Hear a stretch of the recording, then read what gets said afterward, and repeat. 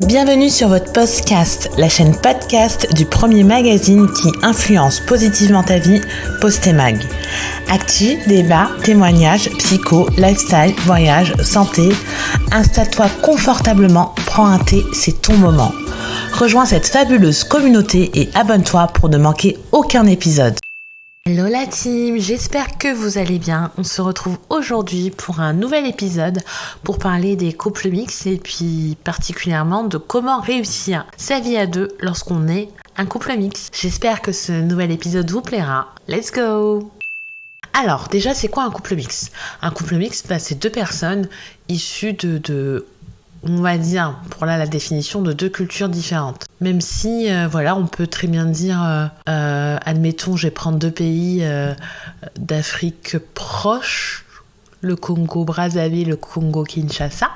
Je choisis pas cet exemple par hasard parce que je suis moi-même originaire du Congo-Brazzaville. On pourrait très bien dire de très loin qu'on a une culture qui est assez commune, mais c'est vrai que dans le fond, il y a quand même quelques différences. Et donc même pour ces pays cousins, un homme originaire du Congo-Kinshasa qui se met avec une femme originaire du Congo-Brazzaville, le couple est bien un couple mixte. C'est pas qu'une question de couleur ou de religion. Idem, si on prend un Français et un Belge, c'est bien un couple mixte. Bref, revenons à nos petits moutons. L'objet de ce podcast, en fait, c'est de vous donner un peu des tips pour réussir du coup votre relation dans un couple mixte, parce que c'est vrai que la relation elle est quand même particulière. Il faut pas oublier qu'il y a quelques années, il y a 60 ans, il y a 70 ans, même peut-être pour certains, il y a juste 30 ans finalement. C'était encore compliqué de voir deux personnes issues de deux cultures différentes être ensemble, et donc c'est quelque chose qui s'est un petit peu plus démocratisé aujourd'hui, mais qui a fait couler beaucoup d'encre et qui a fait aussi que certaines personnes ne parlent plus à leur famille pour éviter justement cette négativité, cette haine que peut parfois générer le couple mixte. Et ça des deux côtés, que ce soit personne originaire d'un autre pays que la France ou d'une famille française en elle-même. Donc déjà, moi je pense que le conseil numéro 1 à donner, c'est gérer les questions qui fâchent. En fait, je pense que dès le départ, quand on a un crush, comme diraient les jeunes, je sais pas si on peut encore dire que je suis jeune, mais bon, quand on a un crush, quand on a un coup de cœur sur un garçon ou une fille, un homme ou une femme d'une culture différente, je pense qu'il faut, dès le départ, aborder les questions qui fâchent. Donc ça peut être, le mode de vie souhaité, comment est-ce qu'on veut vivre. Est-ce que, dans notre culture, le mariage est quand même très important, ou pas important du tout, voire limite, pour nous, c'est inconcevable de se marier. La question des futurs enfants, alors oui, ça peut vous paraître très tôt, mais je pense que quand on est avec une personne issue d'une autre culture que la nôtre, c'est quand même intéressant d'avoir sa vision, même si elle n'est pas non plus très précise, de comment il souhaiterait éduquer ses enfants. Voilà. C'est intéressant de savoir si pour lui, les enfants doivent faire les scouts ou aller dans une école coranique ou une école, admettons, italienne. Je sais qu'en Suisse, il y a une forte communauté italienne et quand on est enfant d'une personne qui est originaire d'Italie, c'est fréquent d'aller dans ce type d'école.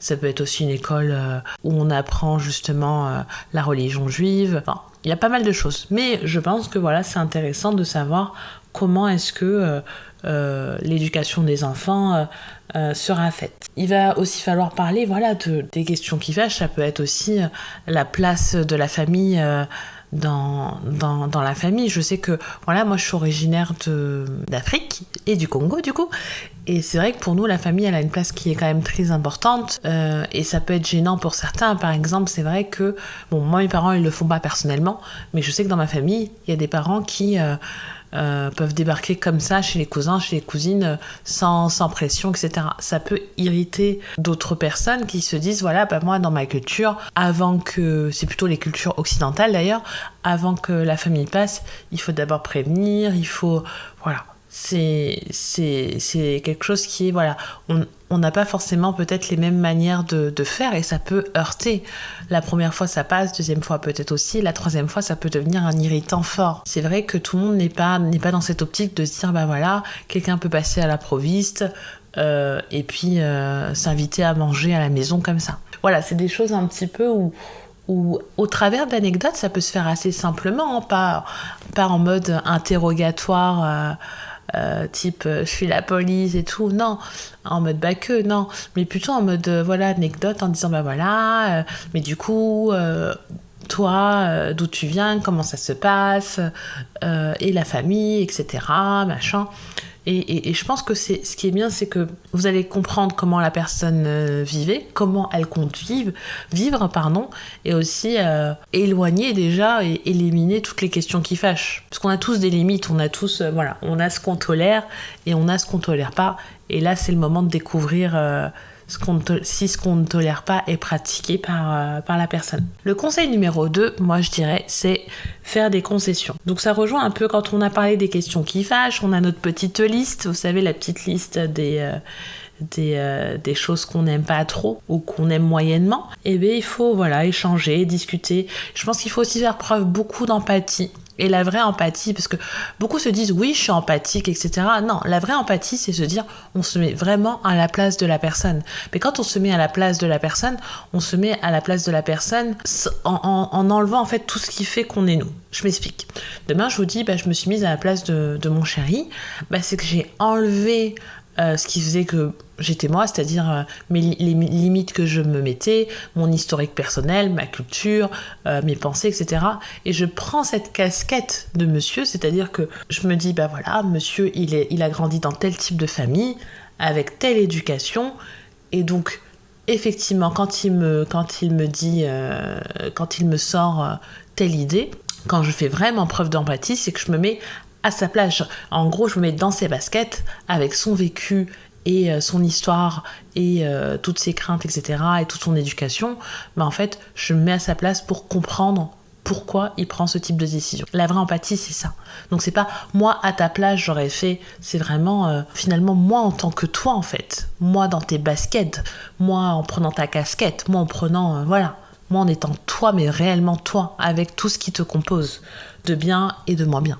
Bien évidemment. Donc voilà, faire preuve d'empathie, donc se mettre à la place de l'autre, mais réellement. Donc on a dit de son passé, de sa culture, de son vécu, pour en fait faire des compromis. Faire des compromis, c'est pas tout accepter. On peut pas, si on accepte tout, finalement, ça perd même de sa beauté, parce que voilà, dans la mixité, il y a aussi ce mélange de culture, il y a aussi le fait que voilà, chacun arrive avec son petit bagage et on prend le positif de tout et on en fait quelque chose d'encore plus beau. Donc faire des concessions, on en fait, oui, mais pas surtout. Et il faut que ce soit des deux côtés. Sinon, en fait, ça va créer de la frustration qui va réapparaître beaucoup plus tard. Et donc, du coup, ça peut fragiliser, voire casser le cou. Donc, d'en faire des concessions aussi, ce qui est important de noter, c'est qu'il faut faire preuve de tolérance. Ça va être... admettons, on peut parler de certaines fêtes qui sont pratiquées par certaines communautés et pas d'autres. Est-ce que réellement, parce qu'on n'a pas été éduqué dans ce type de fête, il faut l'interdire pour ses enfants? Ça va être aussi... principalement, je pense que ça concerne beaucoup les enfants, parce que finalement, le conjoint ou autre peut continuer à pratiquer, à être dans sa culture, tout en étant avec l'autre personne. C'est vrai que les enfants, c'est finalement la réunification des deux, c'est le mélange des deux, et donc du coup, c'est peut-être là où se voit un peu plus le faire des concessions. Mais oui, ça peut être aussi, si à titre personnel, ça va être accompagner quelqu'un... dans un endroit où on ne voulait pas mettre les pieds.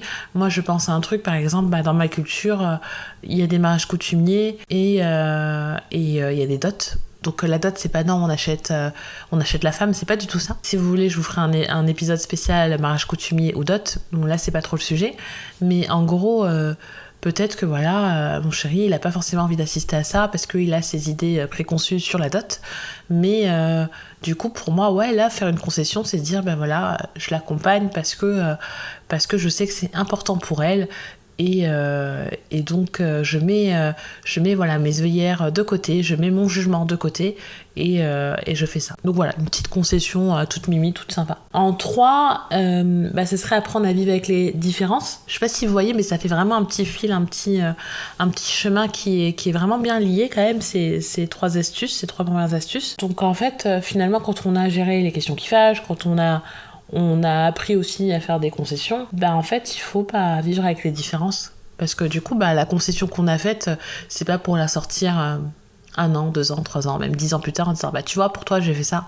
Non, c'est vraiment apprendre à vivre avec les différences de son partenaire et tout en apprenant à comprendre aussi les difficultés que l'autre il a pu affronter. Moi je prends l'exemple concret, moi comme je suis d'origine congolaise, c'est peut-être pas évident parce qu'il y a peut-être des gens qui sont d'origine congolaise et qui sont blancs, mais je suis noire du coup mon conjoint est blanc. Donc en fait c'est vrai, je vais vous raconter une anecdote qui est pour le coup véridique. Dès le départ, je lui avais dit en fait, moi j'avais fait un petit interrogatoire, mais parce que j'ai ce petit côté un peu psycho, un peu flic qui se cache, vous voyez, genre en mode j'aurais dû faire une carrière dans la police. Mais donc mon conjoint c'était un ex-collègue à moi et quand on a commencé un peu à fricoter, voilà, dès le départ, moi j'ai voulu savoir si c'était du sérieux ou pas. Et ensuite j'ai vu te parler un peu de l'éducation des enfants, etc. Et je lui ai dit, je me rappelle comme si c'était hier, que donc je suis noire et donc forcément si je suis noire, il y a quand même une bonne probabilité que cet enfant soit aussi noir, parce que moi j'appelle ça noir finalement, hein. Peut-être on va dire noir clair, mais noir, et parce que métis n'est pas une couleur, je rappelle. Et donc je lui ai dit, est-ce que voilà, t'es prêt à éduquer un enfant qui sera noir en fait, si vous voulez, on va dire qu'il sera à moitié noir. Et il m'a dit non, mais en fait je comprends pas pourquoi tu me dis ça. Si, bien sûr, bien évidemment, genre j'avais l'impression que j'avais dit un truc absurde.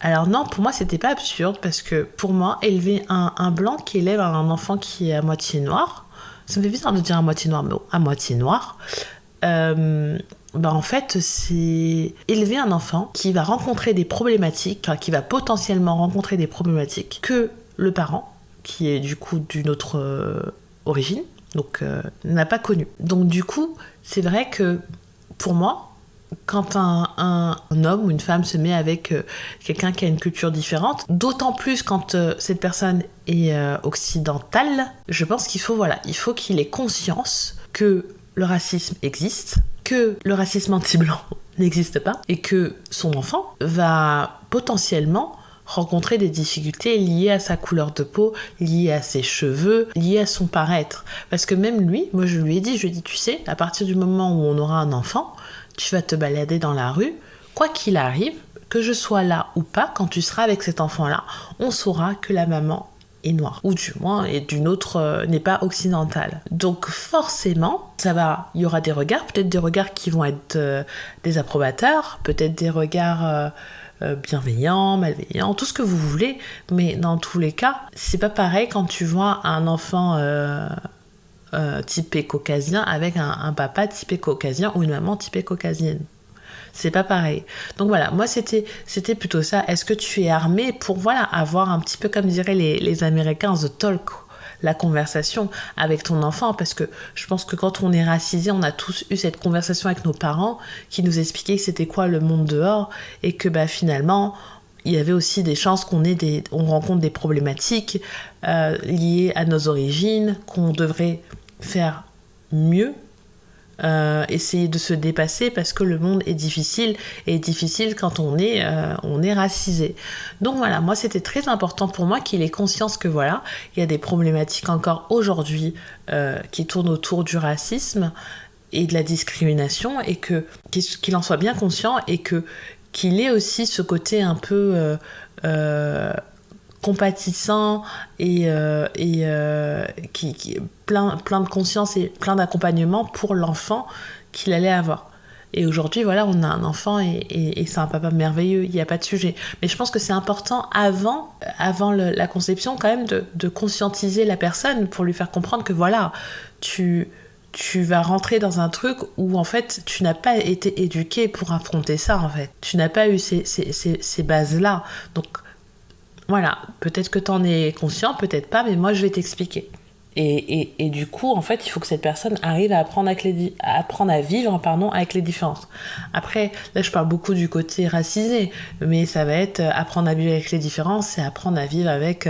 si par exemple, vous êtes avec un caucasien, en fait, il faut apprendre à accepter aussi des choses que chez vous n'avez pas l'habitude de voir.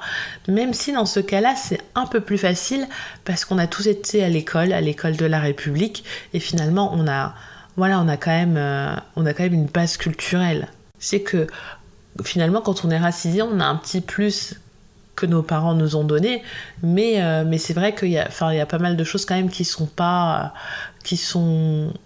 coulent assez de source. Même si voilà, il y a des choses qui se font parfois, des règles de vie qui sont différentes. Et là, voilà, il faut pas s'offusquer, il faut pas se dire non, moi chez moi c'est pas comme ça, donc moi je comprends pas, ça va pas. Non, on modèle pas l'autre à sa façon. On apprend à prendre le positif de chaque culture et on en fait quelque chose de merveilleux. Je pense que c'est ça la clé de la réussite dans un couple mixte. C'est de prendre les points positifs présents dans chacune des cultures et puis en faire une force pour renforcer la relation. Après, ce qu'on n'a pas trop évoqué là, on parle beaucoup de culture, on parle pas de religion, parce que pour moi c'est un peu différent. Un couple mixte avec des religions différentes, je pense que il faut communiquer et il faut accepter, ce qui est parfois dur, parce que par exemple... dans un couple mixte, si l'homme est musulman et la femme est catholique, par exemple, il n'y a aucun souci, mais l'inverse, c'est compliqué. Donc, moi, j'aurais tendance à dire que oui, il faut accepter la décision de l'autre personne. Après, la religion, pour moi, ça reste quelque chose de personnel. Je pense qu'il ne faut pas forcer. Et après, c'est à vous de prendre... votre décision en votre âme et conscience. Pareil, si l'homme est de confession juive, la femme ne l'est pas, ça peut poser aussi un problème dans certains couples, parce que dans la religion juive, il faut que ce soit la femme qui soit juive pour transmettre la religion. Donc voilà, les religions, je les ai un peu écartées de ce sujet-là, parce que là c'est personnel, et je pense que si la personne elle souhaite se convertir, il ne faut pas que ce soit pour l'autre personne, mais par amour pour la religion. Maintenant, je pense que c'est quelque chose qu'il faut évoquer en amont, c'est le seul conseil que je peux vous donner, évoquer en amont, ne pas forcer l'autre, et puis après, si vraiment dans votre conviction, entre guillemets, c'est vraiment vous pouvez pas faire sans, et il faut vraiment que la personne soit de la même religion que vous, et qu'elle ne veut pas, je vois pas forcément d'issue. Là, c'est vraiment quelque chose de personnel, c'est même pas des tips qu'on peut vous donner, c'est beaucoup de, échanger beaucoup, mais c'est vrai que c'est compliqué de vous dire que c'est quelque chose qui va se résoudre simplement. Finalement, c'est compliqué. Les convictions personnelles religieuses, ça, c'est vraiment compliqué. Mais sinon, si, au-delà des convictions religieuses, si c'est quelque chose, c'est plus la culture que vous voulez appréhender, je pense que ces 3 tips vous seront amplement suffisants déjà pour avancer. Après, rappelez-vous que un couple mixte, c'est avant tout un couple. C'est un couple entre guillemets normal, hein. Et donc du coup vivez, kiffez, ne vous laissez pas turber par les gens qui vous entourent, par les mauvaises langues, par les mauvaises ondes. C'est vrai qu'on est en 2023, mais il y a encore des gens qui trouvent ça aberrant d'être dans un couple mixte. Autant je trouve ça un peu bizarre de chercher à tout prix de former un couple mixte, autant je trouve ça bizarre de s'étonner qu'il y ait des couples mixtes. Je pense que on choisit la personne parce qu'on l'aime, pas pour une couleur de peau, pas pour une religion, pas pour une origine ou quoi qu'est-ce. Mais n'oubliez pas que vous restez un couple normal qui doit juste apprendre à s'apprivoiser et prendre le positif des 2 côtés pour former un joli couple et peut-être même après une belle famille. C'est tout pour moi.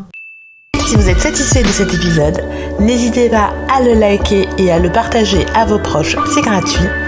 Si ce n'est pas encore le cas, vous pouvez aussi vous abonner. On se retrouve très vite sur la Pause Cast, la chaîne podcast de votre mag préféré.